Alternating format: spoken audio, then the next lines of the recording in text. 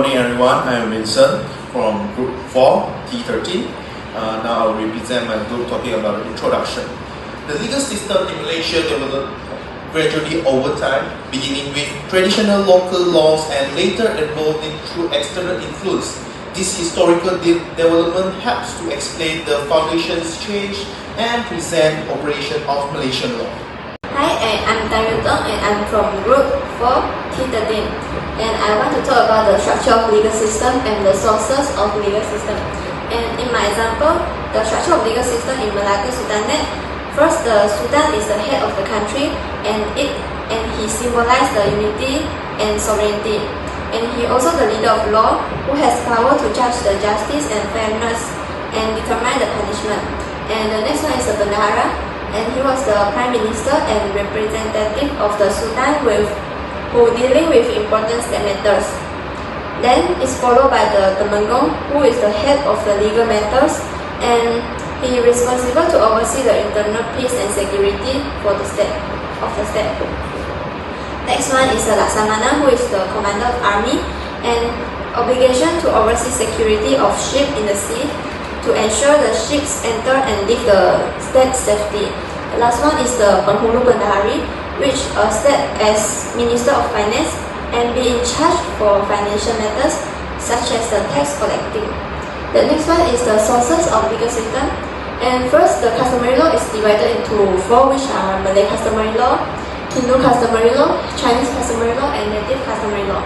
The Malay customary law is divided into two, which are Adat Temenggung and Adat Pepatih.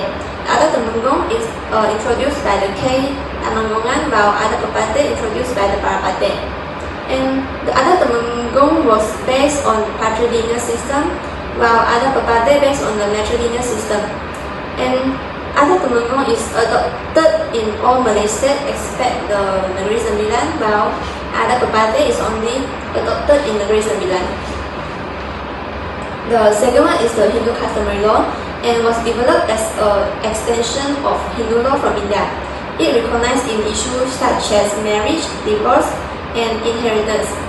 The third one is the Chinese customary law, which only practiced by the Chinese community, and based on the traditional Chinese custom, it brought by earlier Chinese immigrants. They observe their own custom in marriage, divorce, and adoption. The last one is the native customary law, which apply on non-Muslim indigenous people, usually practiced by the indigenous people on Sabah and Sarawak, such as Iban and Kadazan Luzut. And the next one is the Islamic law, which integrate with Malay custom and become the law which govern the public administration and private matters. And Islamic law is derived from the Quran, which states as the person who kill another person will receive the equal punishment. Hi everyone, my name is Vincent from Group 4, T13, and I would like to present about the key characteristics. First, Hukum Kanun Melaka. Hukum Kanun Melaka was created by the Malacca Sultanate in the 15th century. It consists of 44 chapters and 18 of these are based on Islamic law. This legal code play an important role in governing Malacca. It explains the duties of the Sultan and his chief, as well as community rules, prohibitions, and punishments. The law covers both civil and criminal offences, combining Islamic law and customary law. For example, Article 1 highlights the authority of the Sultan and the administrative system of the state. Meanwhile, Article 5 introduced the concept of qisas, where punishment for causing a death or bodily injury could involve retaliation or the payment of diyat, which is compensation to the victim family. Next, Undang-Undang 99 Perak. Undang-Undang 99 Perak established law related to administration and government, as well as criminal law, family law, social law, and marriage law. As its name suggests, it consists of 99 articles. According to Article 1, the Sultan is supreme ruler and all subjects must show loyalty and obedience. This law is strongly influenced by Adat and Islamic principles. Another important provision is Article 14, which states the owner must pay compensation or a fine for any damage or injury caused by their animals. This ensures responsibility and social order within society. Finally, Undang-Undang Laut Melaka. Undang-Undang Laut Melaka contains 25 chapters and focuses on maritime law and regulation. This law was very important because Malacca was a major trading port. Under Article 1, seamen were required to strictly obey their superiors, ensuring discipline at sea. Additionally, Article 11 states that anyone who steals a boat must return it or pay its equivalent value, which helps protect property rights and maintain order in maritime activities. That's all for me. Thank you. Good morning, my name is Yang Zichen. I'm from Group 4 T13. Now I'm going to talk about how English law found its way into Malaysia. Now, imagine Malaysia hundreds of years ago. We didn't have a unified legal system like we do today. We had local customs known as Adat and Islamic law. But when the British arrived, everything changed. The most important starting point is the Charters of Justice, specifically the second charter of 1826. This was the entry point that officially brought English common law and equity into the Straits Settlements, which are renamed Malacca and Singapore. From there, it slowly spread across the Malay states because the British needed a stable system to handle trade and business. So, how did it transform our system? It wasn't just about new rules, it was about a whole new way of doing things. First, we moved from oral traditions to a formal written system. The British introduced structural courts, from magistrates to high courts. Second, they brought in the doctrine of stare decisis. This is a fancy way of saying if a higher court made a decision before, lower court must follow it. This gave our legal system something very important, which is predictability. You know what to expect when you go to court, as the court are bound by judicial precedents. Third, it shaped our commercial laws. If you look at our contract law or tort law today, the DNA is almost like 99% English. It's the reason why Malaysia can trade so easily with the rest of the world today, because our legal language is international. But here's the catch. We didn't just copy and paste everything. The reception of English law in Malaysia is unique because it's a selective process. Our judge only apply English law if two conditions are met. First, this is a gap in our own law. Second, it fits our local culture and circumstance. Today, Malaysia has a beautiful hybrid system. We have the solid foundation of English common law, but we've mixed it with our federal constitution and Sharia law.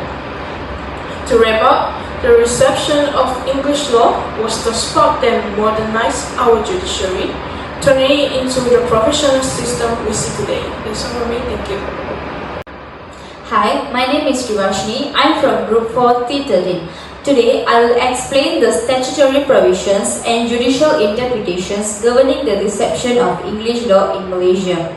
The main statute is the Civil Law Act 1956, which allow Malaysian courts to apply English common law only where there is absent in local written law. The key sections are 3, 5 and 6. Section 3 governs the reception of English common law and equity and set cut-off dates which determine the last point of which English law is considered applicable. Specific cut-off dates are set for different regions. In Peninsular Malaysia, the date is on 7 April 1956. For Sabah, it is 1 December 1951 and for Sarawak, it is 12 December 1949. These dates ensures that Malaysian courts do not automatically follow later developments in English law. English law is applied only if there is a lacuna, meaning a gap in Malaysian law, and it must not contradict Malaysian legislation and should suit local condition. If there is a conflict between common law and equity, equity prevails. For example, in the case of Jamil bin Harun against Yang Kamsia, the federal court dealt with damages for a road accident victim. An English case decided after the peninsular cut-off date was not binding but could still be used as persuasive guidance. This shows Malaysian courts can selectively adopt English principles while maintaining independence. Next is Section 5. Section 5 deals with commercial matters including banking, partnership, insurance and trade. In Peninsular Malaysia, except Penang and Malacca, English commercial law as of 7 April 1956 may be applied when local law is absent. In Penang, Malacca, Sabah and Sarawak, there is no fixed cut-off date. A leading case is Low Hock G against Maybank Finance Berhad, where the court applied English principle from the UK Sale of Goods Act 1979 to a car sale in Sabah and Sarawak because the local Sale of Goods Act 1957 did not apply there. This demonstrates that English law fills gaps in local commercial law rather than replacing it. Next is Section 6. Section 6 explicitly excludes English law in land matters. Malaysia followed the torrent system under the National Land Code, which is more suitable for local land registration, tenure and succession. In the case of UMBC and against Penunggut Hasil Tanah Kota Tinggi, the appellant tried to use English equitable principles to prevent forfeiture of land. The court rejected this, confirming that Malaysian land is complete and English principles cannot be applied. And finally, my name is Soraya Katrina Ringvold from T13 Group 4, and I will be presenting the potential legal issues that arise from the interaction between the customary law and modern Malaysian legal framework in Malaysia. The first is a conflict between customary land rights and statutory land law. In Malaysia, the most problematic issue regarding customary land rights involves the native customary law over the lands, especially when the lands are leased or granted by the state to private companies for further development projects. In the Federal Constitution, Article 13, subsection 1, it provides that no person should be deprived of their property unless it is in accordance with the law. The case that perfectly represents this issue is the case of Nor Anak Nyawai and others against Borneo Pulp Plantation, Sendirian Berhad in 2001. In this case, the plaintiffs were part of the Iban communities and had claimed that their native customary rights had been infringed upon by the plantation company, in which they also had claimed that they had gotten a lease from the state for their land. One of the issues were whether native customary rights, or NCR, are extinguished by a lease or license granted by the state under the Sarawak Land Code.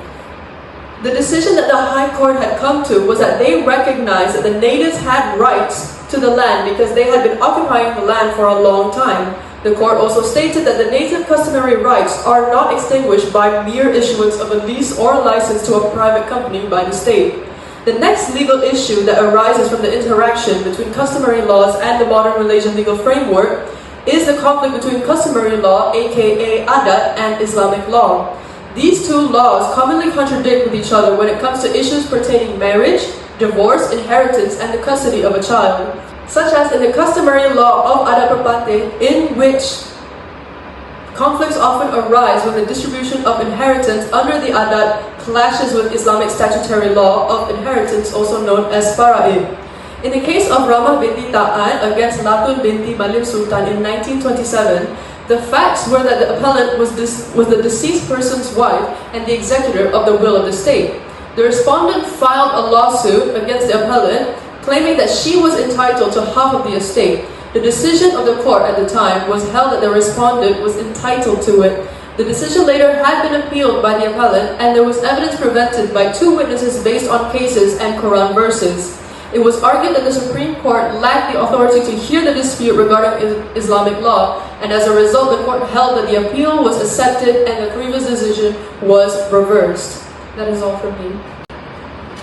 In conclusion, Malaysia's legal system evolved from Adat and Islamic law to a modern system influenced by English common law.